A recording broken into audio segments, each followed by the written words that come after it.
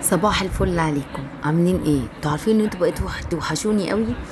يعني احساس ان انتوا بقيتوا جزء من حياتي ده بقى مهم، او اللي هو النهارده انا مش قادره اصور، لا لا عشان اتكلم معاهم، لا لا لا، النهارده انا مش عارف ايه، لا لا لا خليني اقوم واتكلم معاهم. فالتصوير وكلامي معاكم ده بقى مهم بالنسبه لي جدا. صحيح المشاهدات في ذمة الله، صحيح ممكن يتفرج عليا 200 شخص وال 200 ممكن الاقي 15 لايك او 17 لايك، مش عارفه زي ما تكونوا بتستخسروا فيا اللايك، مش عارفه في ايه. يعني اللي هو انت بتتفرج كده او انت بتتفرجي حط اللايك، يعني في المشكله، في المشكله بتتفرجي تروح حاطه اللايك. ايه بقى العيب في الموضوع؟ مش عارف. المهم يا ولاد، نهاركم زي الفل. في دبانه رخمه كانت قرفاني والله العظيم. كان ده عندي الجلاش اللي كنت عاملاه معاكم، وطبعا عملت قهوه. طبعا القهوه بتاعتي لازم اعمل لها احتفال يا ولاد، خصوصا لو قايمه مصدعه ومش شايفه الناس قدامي، فلازم بقى اظبطها واروح اعمل لها سيشن كده وحاجات قمر كده. خدت قطعه الجلاش، قلت جايز اي نعم هو غلط، ما تسمعوش كلامي وما تعملوش زيي، ما تاكلوش حاجات فيها سمنه، وطبعا الجلاش دقيق وحاجه منيله ب60 نيله، فما تسمعوا، انا بقول لكم ما تسمعوش كلامي. بس كان فنجان قهوة يا ولاد في الفخار، كان قمر. ويلا بينا بقى يا ست الكل، تشمري كمامك كده ويلا اديله ايد معايا بقى. بصوا كانت مدعكة الشباك ده من يوم ما سكنت انا مفكتوش. بصوا انا مش هكذب عليكم، كنت كل ما اروح شقة بقى اتشقلب واقلب فيها، خلاص بقى الصحة بخ، الجدروف مخلص عليا، وارجع اقول يعني انا كل ما اروح شقة حد انضفها له واسيبها وامشي. بصراحه يعني انا بكلم اخواتي وبقول لكم اللي في قلبي، كل ما اجي انضف واشيل واحط اقول وعليا من ده بايه؟ النهيه والبهدله دي، وفي الاخر اسيبها وامشي، استلم الشقه يا ولاد معفنه، حرفيا معفنه. يعني انا مش عارفه اقول ايه. واقعد يعني اتفحت فيها كده، تنظيف وترويق وتغسيل حيطان، وفي الاخر شويه اسيبها وامشي. فقلت لا مش هعمل بعد كده بقى ايه. لما لقيت نفسي اللي هو خلاص بقى مش نافع مش قادره اتحمل، خلاص رحت شايله اسمه ايه ده، الشباك ده خالص، رحت شايلاه من مكانه خالص نهائي، ورحت غسلاه خالص بقى. كان قشطه يا ولاد والله العظيم، بقى كان بقى بصوا بقى زي الفل، ما فيهوش غلطه. هي نظافه حلوه مفيش كلام، يعني الواحد حس بانتعاش كده لما شال الشباك ونضف. قلت بقى خلاص بقى ما بدهاش كسل، كل يوم يا ولاد اقول بكره هبدا شغل، بكره هبدا انضف للشتاء، بكره ابدا اعمل، بكره ابدا اسوي. طيب انا مش ناويه اهيص في الشقه كشقه بقى وادعك لا، بس مش هكذب عليكم، بس الشباك ده كان مضايقني قوي قوي. يعني كل شبابيك البيت بتتنضف ومفيش اي مشكله، تنضف تنظيف عادي، الا ده عايزه اقول لكم ان المفصلات بتاعته ماسكه في بعضها. فانا شلته غسلته، واللهم صل عليك يا نبي، وازيت المفصلات بتاعته، احط فيها زيت واركبه بقى يبقى زي الفل، مفيش مشكله.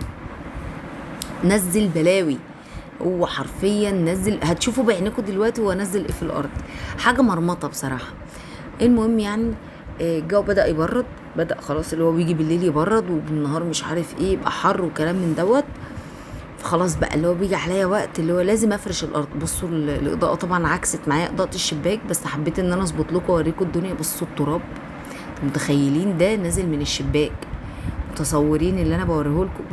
بصوا البهدله، بصوا شايفين حاجه بصراحه يعني مش عارفه انا كنت قاعده في الاوضه ازاي.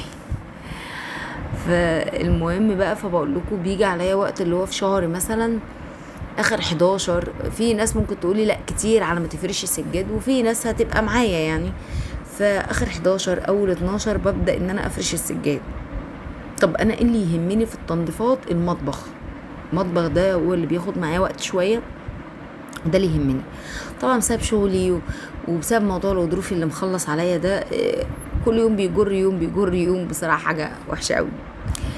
هنا بقى يعني بعد ما خلصت وقلت خلاص اخد نفسي بقى وارتاح، اشتغلت شويه حلوين، فقلت اريح بقى. فرحت عامله دوناتس للعيال بقى. عايزه اقول لكم يمكن انتوا اول مره، اكيد اول مره تشوفوني بعمل دوناتس على القناه، شو انا فاتحه القناه معاكم بقى لي سنه، اول مره اعمل دوناتس. هو سهل مفيش اي حاجه، حطيت كوبايتين دي دول نخلتهم، وحطيت عليهم اللي هو معلقه كبيره خميره ورشه ملح وبتاع ده اسمه ايه ده، ومعلقتين 3 سكر بالمعلقه اللي هي المعياريه دي. بس فقلبتهم. دي كانت جارتي بترزل عليا، مش مشكله هنعديها.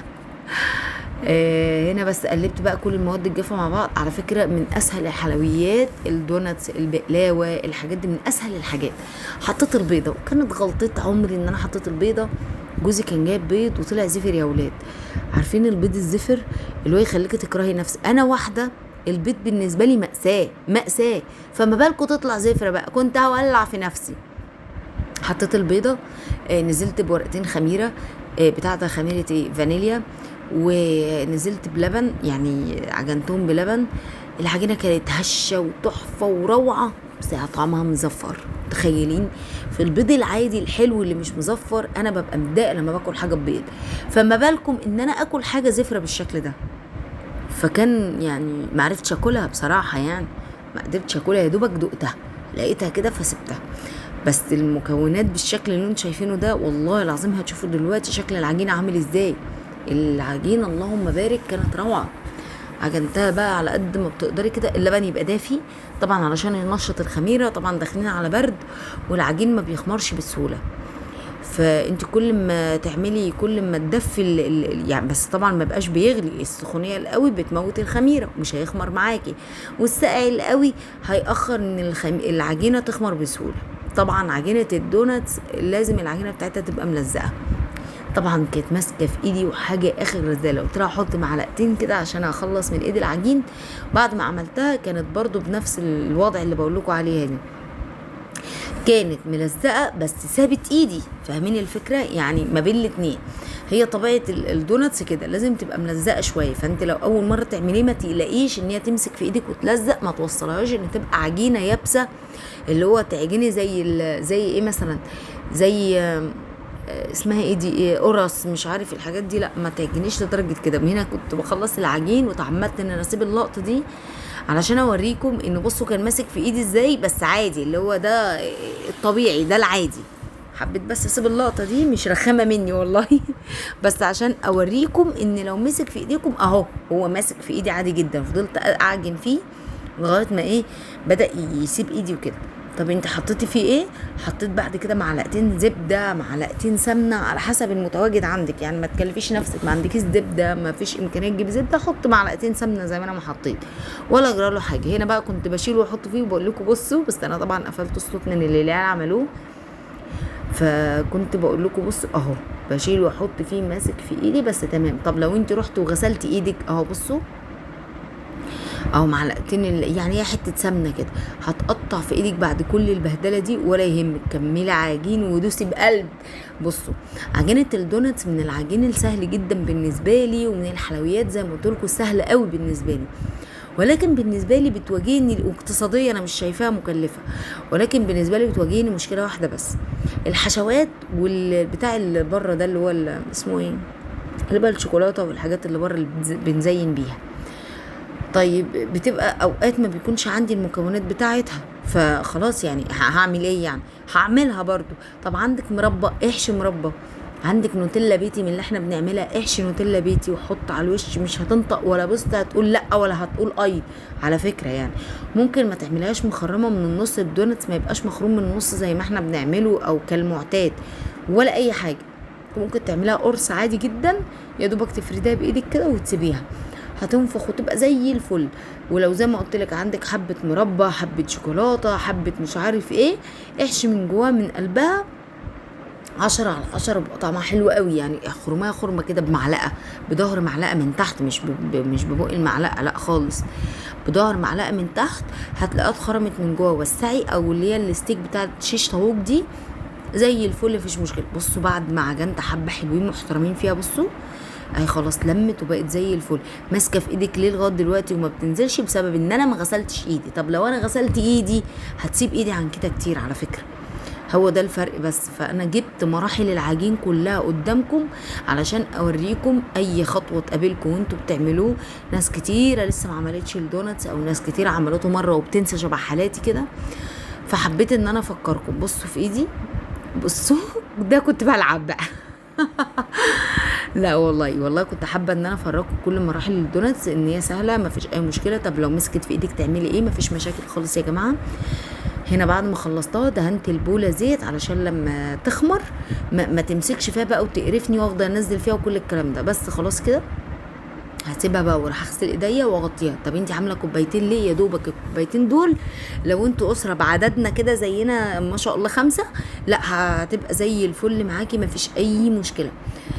بترمي يعني حبه حلوين مش حبه قليلين، ما تقلقيش يعني، ما تقوليش مثلا ده انا كوبايتين دول ما يكفونيش، لا انا مش فاكره العدد بالظبط، بس هي رمت معايا حبه كويسين. طبعا انا بالنسبه لي العجين ان انا افضل ماسكه يبقى في ايدي عجين كده ومضايقني، ده بالنسبه لي عذاب جدا يا جماعه. اللي بصوا حبيت اوريكم العجينه بعد ما خلصت فيها عجن بقت بتشد وحلوه ازاي. لا كانت اللهم بارك، وكانت هشاشه يعني. عايزه اقول لكم ان الاول مره اعمل دونتس ويطلع العجينه روعه بالطريقه دي. عارفين اللي هو يعني انا يا ولاد لما اعملها وتطلع تحفه قوي كده، تطلع عامله اسمها ايه قولوا معايا، نسيت والله. تطلع مزفره وتضايقني، خلاص سبتها تخمر. ورحت بقى هنا كان جارنا العزيز طبعا كان بيساعدني ان انا اغير شويه في شكل الشقه، علشان الشقه الصاله طويله، فانا مش عارفه اربعها بالكنب.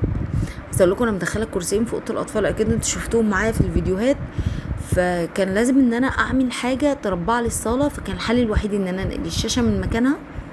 عندي مشكله في سلك الشاشه ان هو قصير، ولو انا وصلته هتشوفوا دلوقتي معايا، لو انا وصلته هيبصوا هيبقى بصوا ده كان بيتريق بيقول لي ايه التراب ده مش عارف ايه، شايفين بيرزلوا عليا هو ومراته ازاي، شايفين الجيره يا ولاد.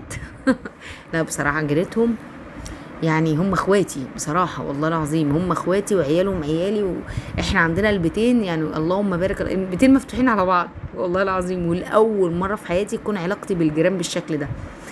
المهم اداني البتاع ده علشان اغسله، غسلته ونشفته بقى زي الفل بصراحه. هنا بقى هو نقل لي اسمه ايه ده التلفزيون الناحيه التانية ورا الباب، هتشوفوهم. انا العيله دي مسيطره عليا، دي بنته وهو يرزل عليا وهي ترزل عليا وحاجه بصوا مرار.